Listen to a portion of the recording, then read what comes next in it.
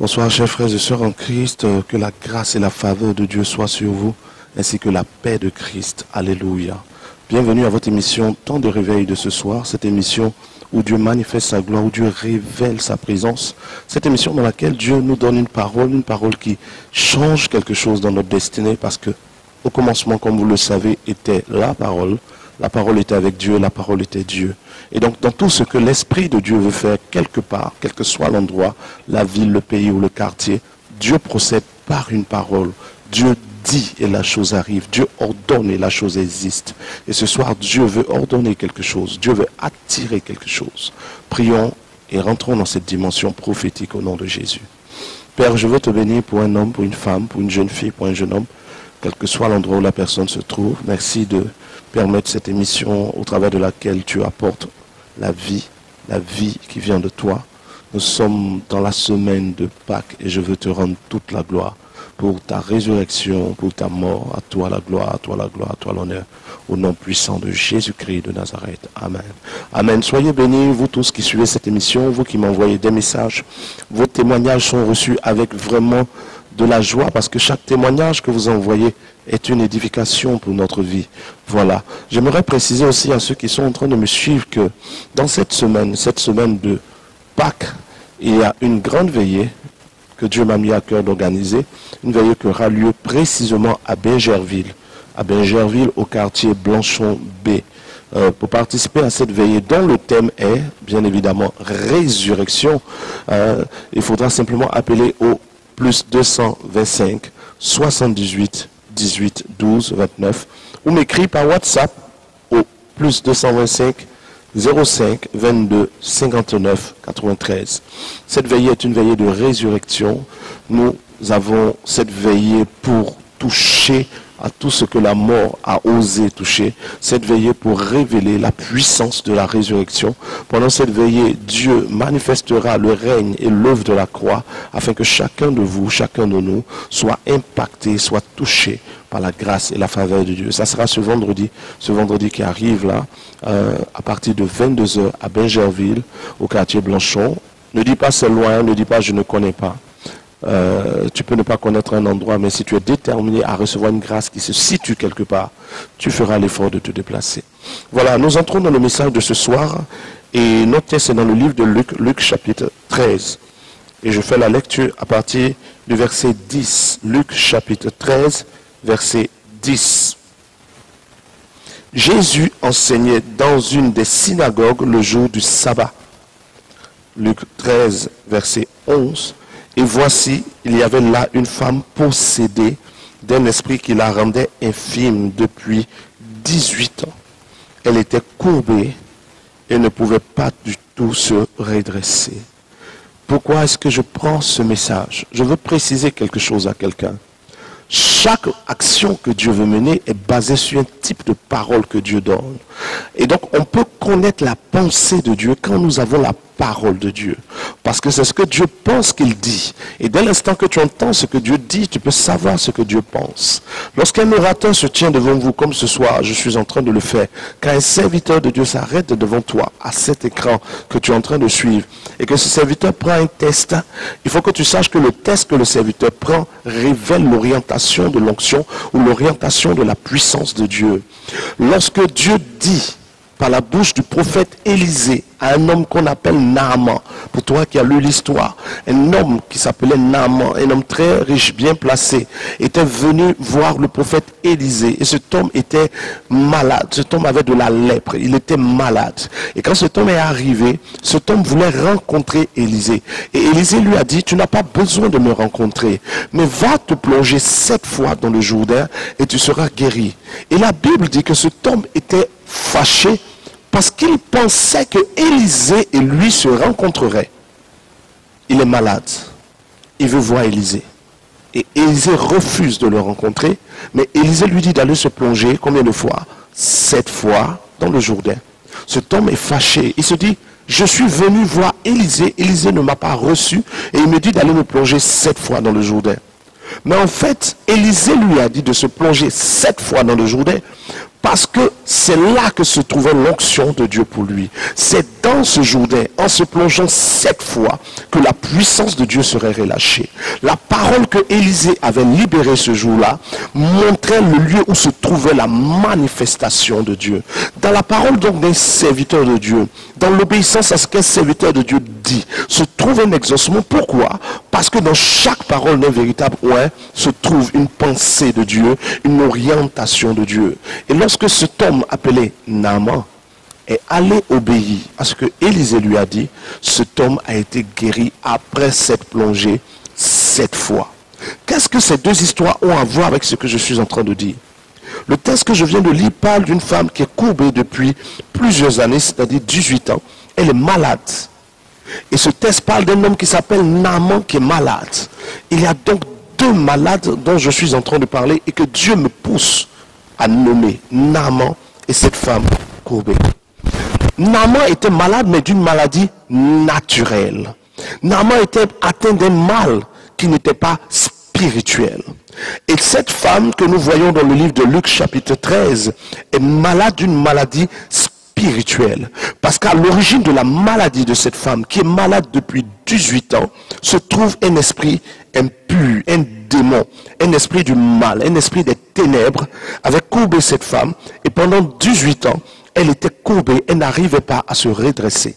Naaman était frappé d'une maladie naturelle qui l'avait bloqué et qui lui donnait de se sentir gêné pendant des années. Mais dans les 2 cas, quelle que soit la maladie, qu'elle soit spirituelle, comme pour cette femme malade depuis 18 ans, ou naturelle, comme le cas de Naaman, il y a eu une parole qui a été libérée. Ce soir, je viens revêtu de la puissance de Dieu selon le livre de Luc chapitre 4 pour dire à quelqu'un qui est malade que la distance ne sera pas un obstacle entre Dieu et toi ce soir. Parce que Élisée n'a pas rencontré Naaman, mais Élisée a dit à Naaman qu'est-ce qu'il devait faire. Élisée a donc donné une directive à Naaman. Dans le cas de Naaman, ça a été une directive. Élisée lui dit, va, plonge-toi 7 fois dans le Jourdain et tu seras guéri. Mais dans le cas de cette femme malade depuis 18 ans, la Bible dit au verset 12 de Luc chapitre 13, lorsque Jésus vit cette femme, Jésus lui adressa la parole et lui dit, tu es délivré de ton mal. Il lui imposa les mains, à l'instant elle se redressa et glorifia Dieu. Jésus a dit à la femme une parole. Élisée a dit à Naaman une parole. Ce soir, le thème de mon message, c'est une parole peut changer ta situation. Une parole. Je ne dis pas un séminaire. Je ne dis pas une conférence. Je dis une parole qui sort de la bouche de Dieu est capable de toucher l'âme de quelqu'un ce soir, est capable de toucher l'esprit de quelqu'un, est capable d'aller déplacer ce que le diable a placé, est capable d'aller enlever ce que le diable a enlevé. Pourquoi? Parce qu'une parole qui sort de la bouche de Dieu est toujours accompagnée d'un mouvement des anges, est toujours accompagnée d'une puissance que Dieu relâche. Lorsqu'une parole te trouve, une parole de Dieu te trouve, et que tu t'adaptes à cette parole, et que tu te soumets à cette parole, et que tu obéis à cette parole devient un instrument que Dieu met en contact avec toi par la puissance de son nom, afin de changer quelque chose. Voici pourquoi Jésus dit ceci, l'homme ne vivra pas de pain seulement, mais de toute parole qui sort de la bouche de Dieu. Parce que la parole qui sort de la bouche de Dieu sort avec puissance. Elles sont avec autorité. Elles sont accompagnées de force. Elles sont avec des anges. Et le diable a peur de la parole de Dieu. Le diable a peur que tu entendes la parole. Et quand tu es devant une telle émission où la parole est libérée, alors tu es en contact avec Dieu. Parce que Dieu est dans sa parole. Quand tu es en train de suivre une telle émission, quel que soit le problème, quelle que soit la situation que tu traverses, tu es à quelques instants d'un exaucement, tu as à quelques instants d'un changement.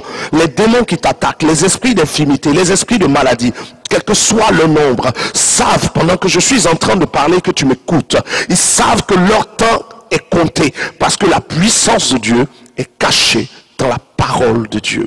Voici pourquoi le prophète Ésaïe a pu dire ceci. Il en est ainsi de sa parole.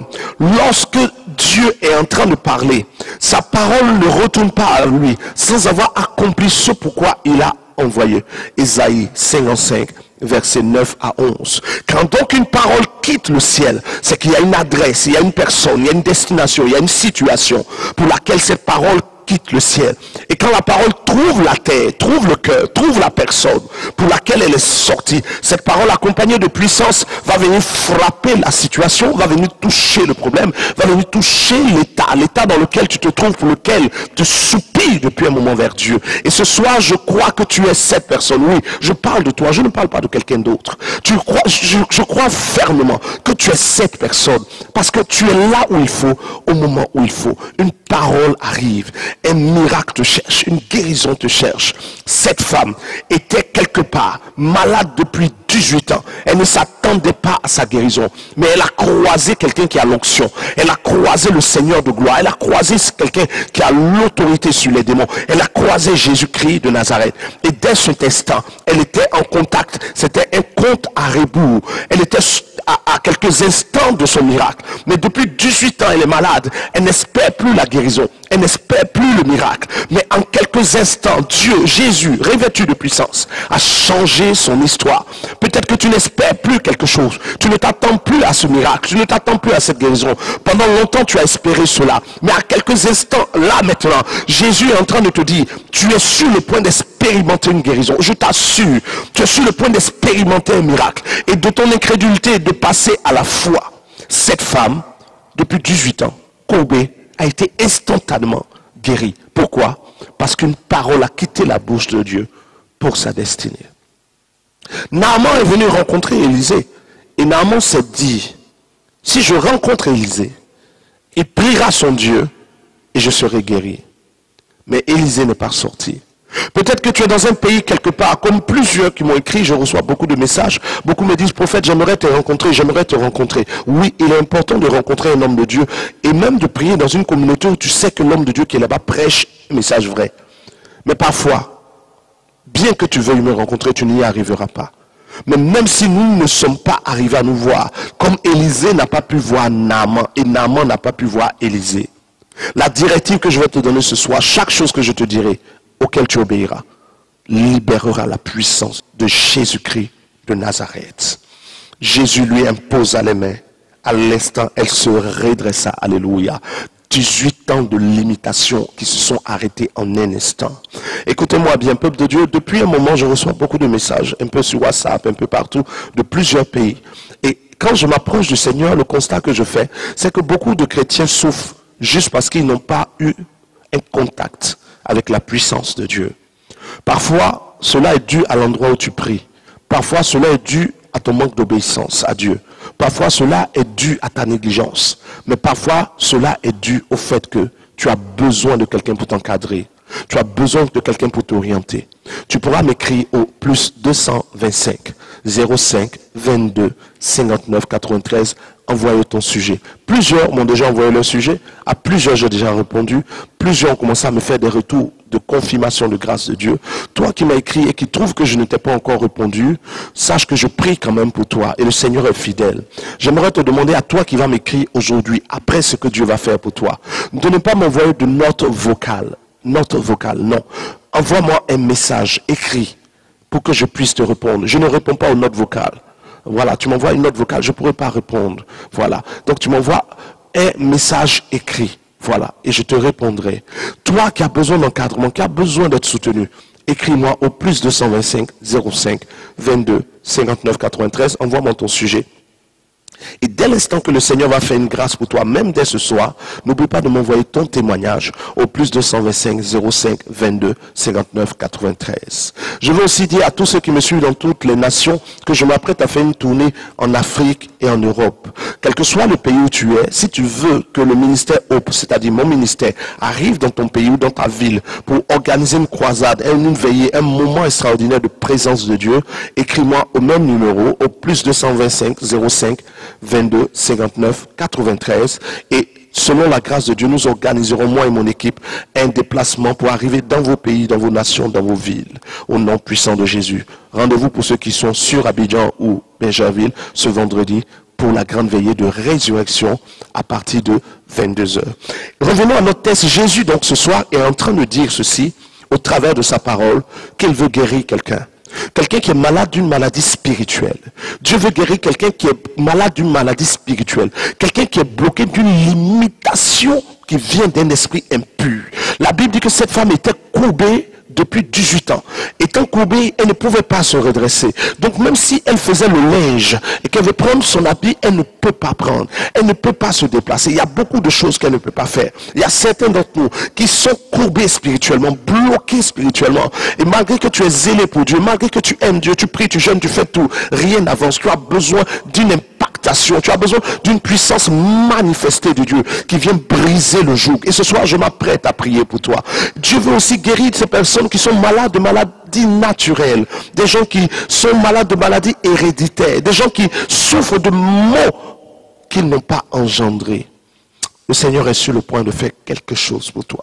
Quel que soit l'endroit où tu es, j'aimerais que maintenant tu te disposes. Parce que ce soir, le Seigneur m'a dit, donne la base. Je viens de te donner la base. La base, c'est que Jésus est le même hier, aujourd'hui et éternellement. La base, c'est que Jésus-Christ guérit les maladies d'ordre spirituel et d'ordre naturel. La base, c'est que Jésus peut déplacer et briser tout problème qui se dresse devant toi, et il peut te repositionner. La base, c'est que quand une parole quitte le ciel et qu'elle vient vers toi, ton obéissance déclenche la liberté. Béni sois-tu, Père, au nom de Jésus, pour un homme ou pour une femme, quel que soit l'endroit où ces gens sont, quel que soit le Dieu. Je vois le Gabon pendant que je parle ici. Tu es au Gabon pendant que je suis en train de parler ici. Je veux préciser à quelqu'un qui ne sait pas ce que je suis en train de faire. Je suis en train de regarder dans le spirituel. Et dans le spirituel, je vois la vie de certaines personnes. Et parce que Dieu me mandate pour plusieurs, pendant que je suis ici, arrêté ici, Dieu me révèle des choses que je m'apprête à libérer. Tu es au Gabon, tu es une femme qui est en train de traverser un combat spirituel terrible. Au point où tu as mal à la poitrine. Pendant que je parle ici, tu as mal à la poitrine.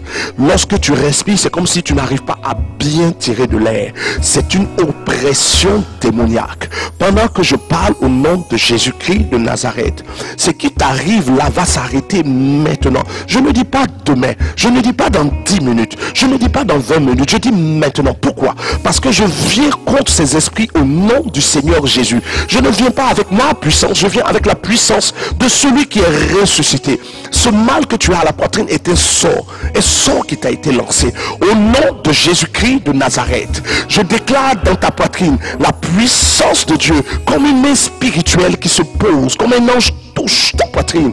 Un ange touche ta poitrine. Et ce mal qui était là, qui te faisait même sentir comme si ta poitrine se serrait des fois, est en train de sécher au nom de Jésus. À l'instant, je dirais Jésus est Seigneur. Tu essaieras de respirer, tu verras que tu es guéri. Jésus est Seigneur. Béni sois-tu, Père. Constate ta guérison. Je vois une autre personne qui souffre d'une démangeaison. Ton corps te démange, toi-même tu ne sais pas. On dit ton sang est sale. En réalité, il y a comme une action, un impact d'un esprit impur qui a infecté dans le spirituel ton système sanguin. Mais pendant que je parle au nom de Jésus-Christ de Nazareth, je brise au nom de Jésus-Christ cette oppression démoniaque qui a attaqué les couches de ta peau au nom de Jésus-Christ et qui a infecté ton système sanguin au nom de Jésus-Christ de Nazareth. Père, je bénis ton nom. Toi qui as des démangeaisons actuellement, va dans ta douche. Je ne dis pas dans ta cuisine. Va dans ta douche. Ouvre le robinet avec lequel tu te laves. Mets-toi sous le robinet. Ouvre ta bouche. L'eau qui sortira du robinet, qui descend directement du robinet, bois cette eau-là et commence à dire merci au Seigneur. Si dans ta douche, il n'y a pas de robinet au-dessus, va dans ta douche, puise de l'eau et prends l'eau dans ta main et bois cette eau-là. Pas 3 fois, une seule fois. Bois cette eau et commence à dire merci au Seigneur. S'il n'y a pas de robinet dans ta douche, sers de l'eau dehors, dans la barrique ou je ne sais où, dans le puits. Envoie cette eau jusqu'à la douche et prends une gorgée et bénis Dieu. Ta démangeaison, cette démangeaison, ce problème de sang que tu as depuis un moment, cette anémie qui t'attaquait, va sécher au nom de Jésus. Tu retourneras faire les examens, on te dira, comme on a dit à Naaman, Élisée a dit à Naaman, va, plonge-toi 7 fois dans le Jourdain, tu seras guéri. Je viens de te dire aussi, prends un verre d'eau dans ta douche pour tout problème de sang, ce problème de démangeaison. Au nom de Jésus-Christ de Nazareth, Dieu m'ouvre l'esprit sur une femme qui est passée par une césarienne. Tu es passé par une césarienne, et depuis le jour où tu es passé par cette césarienne, tu sens des douleurs au bas-ventre. Parfois ça vient, parfois ça part. Non, ce n'est pas normal. Au nom de Jésus, pose ta main gauche sur ton bas-ventre. Toi qui es passé par une césarienne et qui sent des choses au niveau de ton ventre, au nom de Jésus, pose ta main gauche. Je vois Dieu, le Dieu qui a opéré Adam au commencement. La Bible dit que Dieu a fait dormir Adam, et Dieu a ouvert un côté d'Adam, il a sorti Ève. Donc Dieu même a opéré au commencement. L'opération n'est donc pas une malédiction.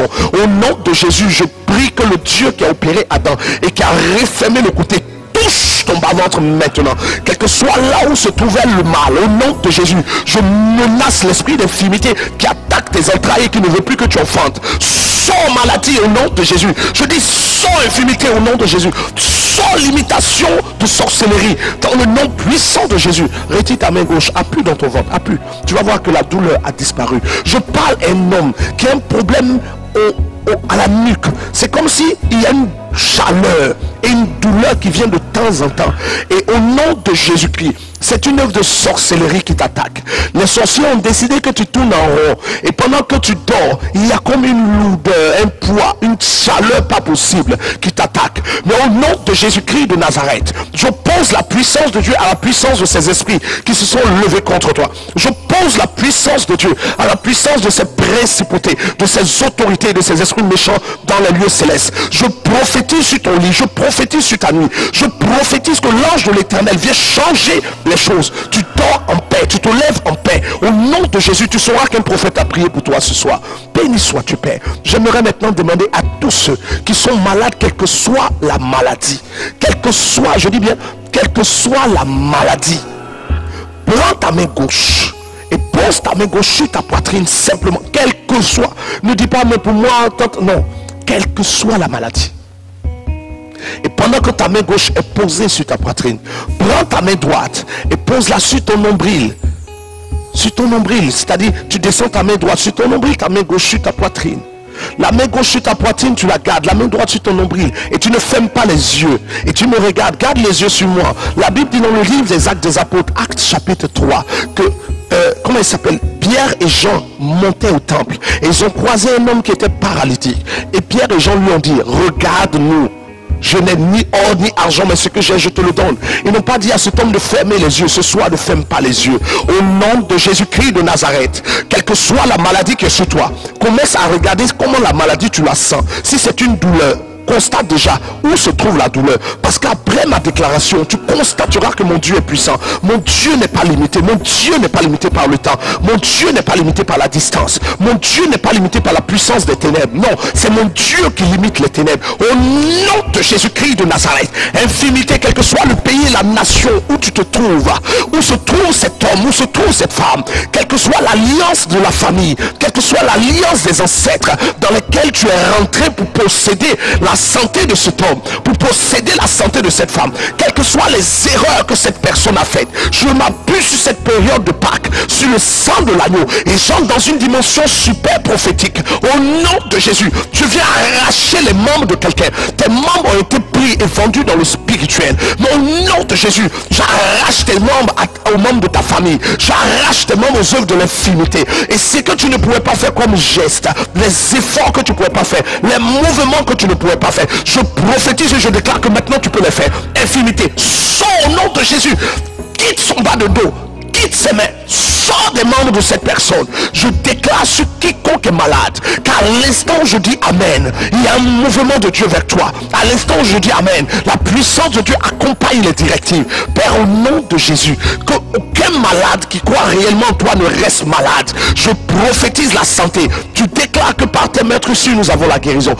Recevez la guérison.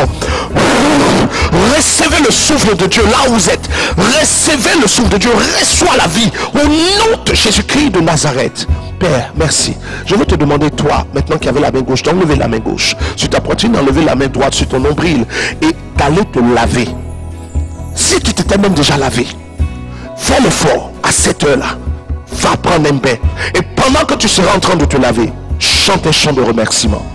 Et envoie-moi ton témoignage au plus 225 05 22 59 93 Vois toi-même. Constate, regarde déjà, fais des mouvements, regarde ce que l'Esprit a fait. Je vois un vent qui souffle dans ta vie, je vois un vent qui te propulse, je vois que tu vas commencer à franchir des limites que tu ne croyais pas possibles. Tu vas arriver à une saison où tu te demanderas si tu es la même personne. Oui, tu es la même personne, mais qu'est-ce qui a changé? Dieu a changé ta vie, c'est lui qui a changé toutes choses. Ta saison est favorable. Rendez-vous ce vendredi de Pâques, pour cette grande veillée que Dieu m'a mis à cœur d'organiser, où il y aura des signes, des prodiges et des choses extraordinaires. Pourquoi? Parce que Jésus est ressuscité ce vendredi à Bingerville. Vous pouvez m'écrire au plus 225 05 22 59 93. J'attends ton témoignage. Dieu vient de faire quelque chose. Va prendre ton bain. Naaman s'est lavé 7 fois, il a été guéri. Moi, je ne te dis pas 7 fois. Tu es déjà guéri. Je viens de voir plusieurs qui sont déjà guéris. Juste un bain et bénis Dieu sous ta douche. Même si tu ne sais pas chanter, invente un chant. Mais ce soir, Dieu te fait grâce. À très bientôt, au nom de Jésus-Christ de Nazareth. N'oubliez pas de m'écrire dans les autres pays pour ceux qui veulent que mon ministère arrive dans ton pays. Tu veux voir le prophète Guillaume Kofi dans ta nation, dans ton pays, pour un grand programme. Écris-moi aussi.